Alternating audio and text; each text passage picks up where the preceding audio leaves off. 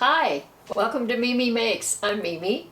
Today we're going to learn the basic blanket stitch. It's a simple stitch we use a lot when we make felt play food for kids or other handmade gifts. There are lots of ways to make a blanket stitch. You can find all kinds of videos showing different techniques, but this is the technique I find is most helpful when I'm making my felt food patterns to make toy food for children. I just have two pieces here of felt. I have embroidery floss. I picked a contrasting color and I'm using all 6 strands of it so that you can see this easily. When I begin, I like to hide the knot, especially when I'm making pieces of play food. So I take the 2 pieces I'm going to connect with the blanket stitch, and there's a knot at the end of my floss, and I go on the inside of the back piece and pull. That knot will be hidden inside the piece of play food. I bring the floss around and just take a simple stitch coming out as close as you can on the back to where you started. Now we've begun. The thing to remember about a blanket stitch at the beginning, so that you don't have one of these cross-eyed stitches to start, is the blanket stitch always likes to start from the middle. So just run your needle underneath that first stitch that you took. Now it's coming out from the middle and you're ready to blanket stitch. I'm going to make these stitches very large so you can see exactly how to make them. You put it in front to back at the distance you want your stitch to be. So you can determine the height by where you put the needle. Now I take the thread and wrap it behind the needle, and I like to hold it with my thumb. That helps you keep control of it. Then you pull it through, and as you finish the stitch, you can see it catches on the floss, and you have 1 stitch. Now I'll take another. Front to back, hold the needle, take the floss behind. I like to hold it with my thumb, and pull it through. Now you don't have to hold it with your thumb. Some people prefer not to. I'll show you how that works. You just bring the thread behind, the thread or the floss, and pull it out. And it turns out to be a nice stitch, just that way too. Continue. I'll do it several more times, so if you're sewing along with me, you can follow what I'm doing. I brought the floss behind the needle, and now I'm going to pull it through. And there is the blanket stitch. Let's do another, just to be sure you see exactly what I'm doing. I take the thread, put it behind the needle, and hold it. And then I pull it through.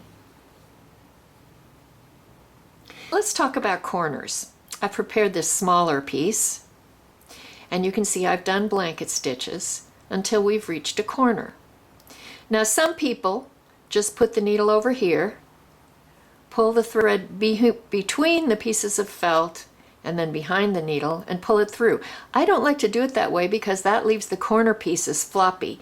And believe me, play food gets a lot of harsh treatment sometimes.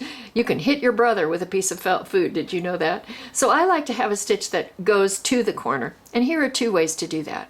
You could take a new stitch right here, take it behind your needle. This is just the same blanket stitch we've been using. Pull it through, and when you get to the very end of pulling it through, just use your thumb to guide it and put it at the corner. And then you move on a little ways away on the new side and do another basic blanket stitch. And when you get to the top, just ensure that it settles at the top, and then you have a very nice corner. Another way to do the corner,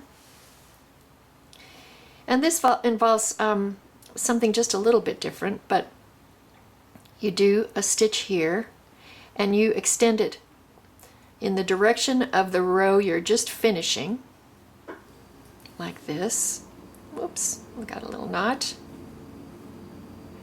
And then you go in the same hole, bring it around, Pull it almost all the way through, and then use your thumb to guide it to the actual corner.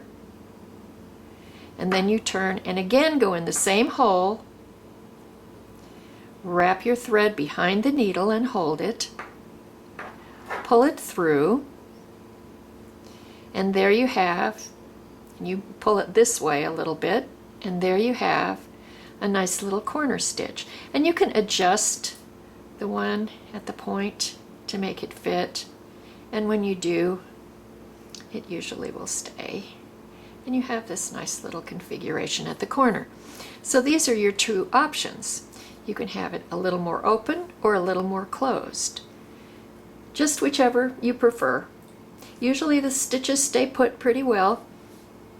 Blanket stitch is really helpful for all kinds of felt food making and other crafts.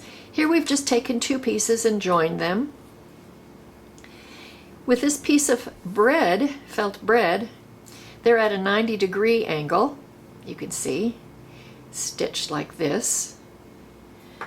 When I make felt food lettuce, I often just fold the felt and proceed almost as I did with these, just doing a blanket stitch across the way. If you do tight stitches, you'll have deeper three-dimensional effect. If you do loose stitches, it's flatter. You also can use the blanket stitch to do applique, as I have on this little pancake. You can see I just attached this to the side pieces. And talking about the colors of the floss that you used, I used a contrasting color here. Ordinarily, I would match the felt that I'm using, but I used a contrasting color in a similar way when I made this little radish slice for my salad bundle. I think it looks cute to see the little red stitches. In contrast, I used a matching color thread when I made this little whipped cream dollop. And the stitches are quite tiny, so you make them shallow on the smaller pieces. Finally, I used several techniques on this banana. For the banana peel, I used the technique we used today to join these two pieces. I also used the kind of flat join technique for the banana itself, which later was stuffed. And you'll note I used yellow thread for this, and on the inside of the peel, you can see the yellow stitches. I think they look cute. So finally, I want to end with a tip for those of you who are really particular about how regular you want your stitches to be. Now, I've said before, I think it doesn't matter. I think your grandchildren will love to play with them even if the stitches aren't perfect.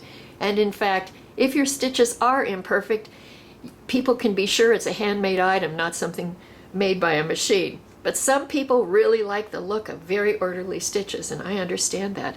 So for those people, I've devised this technique. You take a piece of masking tape. Masking tape is good because it's easy to remove. And you put it down on the piece you're going to be sewing at exactly the place where you want your stitches to be lined up. And then you have your height and your distance between stitches very uniform.